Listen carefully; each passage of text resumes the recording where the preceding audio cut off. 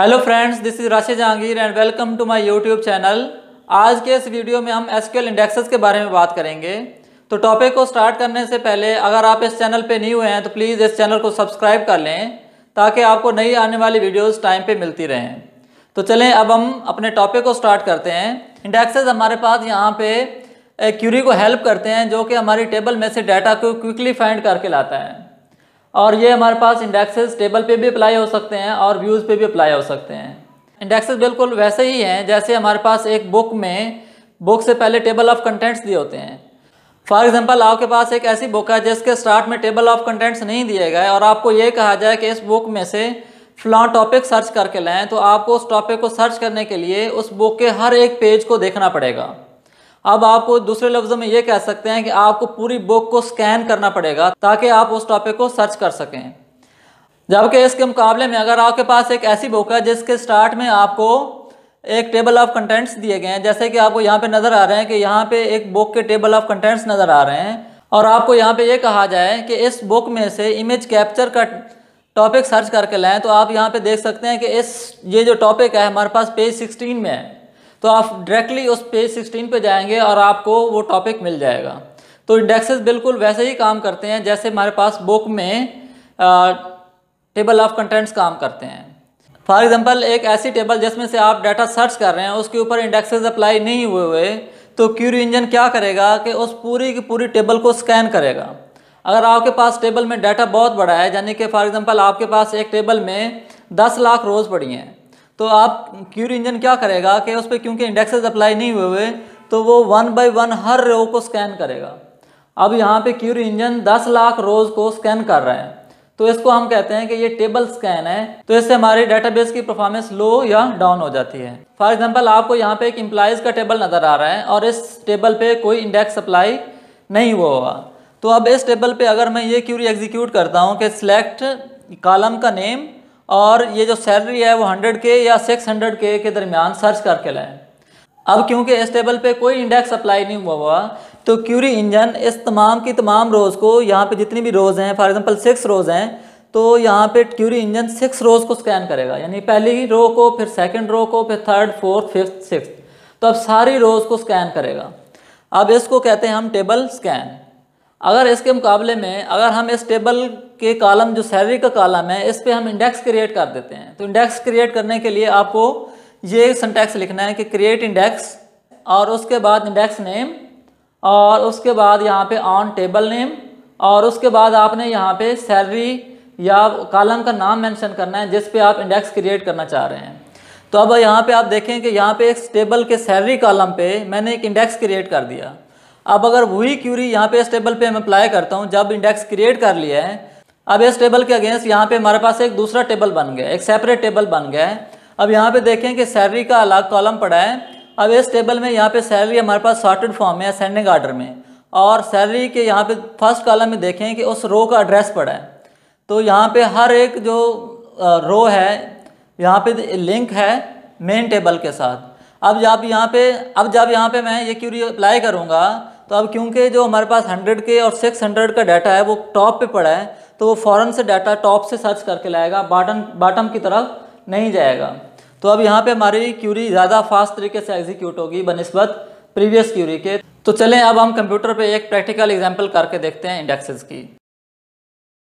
पे आप देखें कि मैंने एक टेबल की क्यूरी लिखी है, उसमें 5 कॉलम है, आईडी का कॉलम, नेम, जेंडर, सिटी और सैलरी।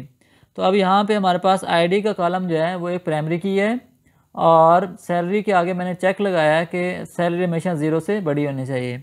अब अगर मैं इसको एग्जीक्यूट करता हूँ तो यहाँ पे हमारे पास एक टेबल क्रिएट हो गया है।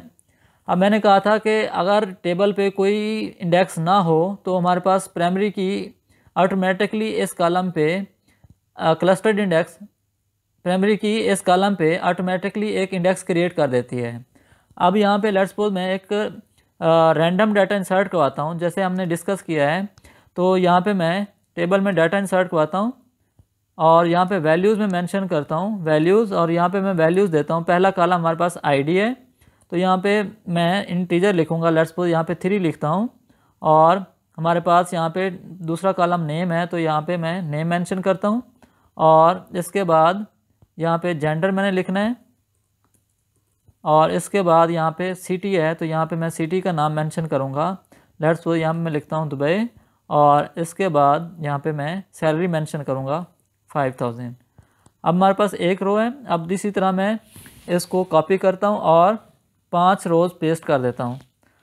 तो यहाँ पे मैंने 5 रोज़ लिखी और इसको मैंने आईडी असाइन किया 5, और इसको मैंने कहा 2, और इसको मैंने कहा 4, और इसको मैंने कहा 1। इसी तरह मैं यहाँ पे दूसरा नाम लिखता हूँ, और इसी तरह मैं यहाँ पे नाम रिप्लेस कर लेता हूँ, नाम चेंज कर लेता हूँ अली, और इसी तरह मैं एक फ़ीमेल लेता हूँ, और इसके बाद यहाँ पे एक और फीमेल लेता हूँ, और इसी तरह यहाँ पे मैं फ़ीमेल लिखूँगा। इसी से सिटी के नाम चेंज करते हैं।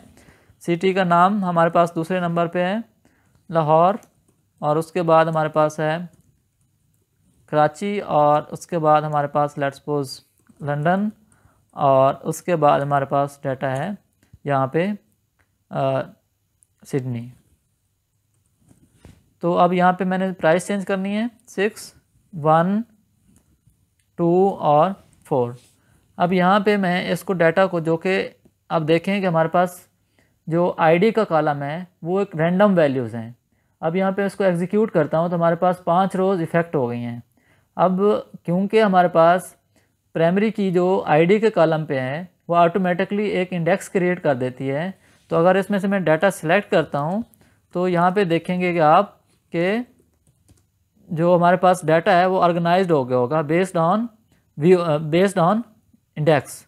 तो यहाँ पे मैं टेबल का नाम लिखूँगा, टेबल एम्प्लॉइज़, और इसको मैं अगर एग्जीक्यूट करता हूँ तो यहाँ पे देखें कि डाटा जो है वो अरेंज हो गया है। अब प्राइमरी की ने ऑटोमेटिकली हमारे पास एक इंडेक्स क्रिएट कर दिया था। तो अब अगर मैंने देखना हो कि हमारे टेबल पे कौन कौन से इंडेक्स हैं, तो यहाँ पे मैं कमांड लिखता हूँ एग्जीक्यूट, और एक स्पेशल स्टोर प्रोसीजर है हेल्प इंडेक्स, जो कि एक सिस्टम स्टोर प्रोसीजर है, और उसके बाद यहाँ पे मैं यहाँ पे टेबल का नाम लिखूँगा TBL एम्प्लॉइज़, और इसको मैं एग्जीक्यूट करता हूँ। तो यहाँ पे देखें कि हमारे पास ये कह रहा है कि आपके पास प्राइमरी की ने एक क्लस्टर्ड इंडेक्स क्रिएट किया है। तो यहाँ हमारे पास आईडी के कॉलम पे एक इंडेक्स क्रिएट हो गया है। ये तो हमारे पास ऑटोमेटिकली क्रिएट हो गया था। अगर हमने अब ये जो हमारे पास इंडेक्स है वो हमारे पास ऑटोमेटिकली क्रिएट हो गया था, और अगर हम खुद क्रिएट करना हो तो उसके लिए हम ये सिंटैक्स लिखेंगे क्रिएट इंडेक्स, और उसके बाद यहाँ पे इंडेक्स का नाम लिखेंगे। इंडेक्स का नाम अपनी मर्ज़ी से रख सकते हैं आप, और यहाँ पे क्योंकि मैं 2 कॉलम्स पे भी अब जो है वो इंडेक्स क्रिएट कर सकता हूँ, तो यहाँ पे मैंने टेबल का नाम मेंशन करना है। टेबल का नाम हमारे पास एम्प्लॉइज़ का टेबल है, और इसके बाद यहाँ पे ब्रैकेट्स में हमने कॉलम्स के नाम मेंशन करने हैं। तो यहाँ पे कॉलम्स के नेम हमारे पास है सैलरी, और ये असेंडिंग आर्डर में होने चाहिए, और दूसरे नंबर पे हमारे पास है जेंडर का, और ये डिसेंडिंग आर्डर में होने चाहिए। तो अब इसको मैं इस इंडेक्स को यहाँ पे देखें कि हमारे पास एक इंडेक्स क्रिएट हो गया है। मैं उम्मीद करता हूँ कि आपको ये वीडियो अच्छी लगी होगी। अगर आपके कोई भी क्वेश्चन है तो प्लीज़ कमेंट सेक्शन में लिख के बताएं, और अगर आपको ये वीडियो अच्छी लगी है तो प्लीज़ चैनल को सब्सक्राइब करें। खुश रहें और खुश रखें। Thank you very much.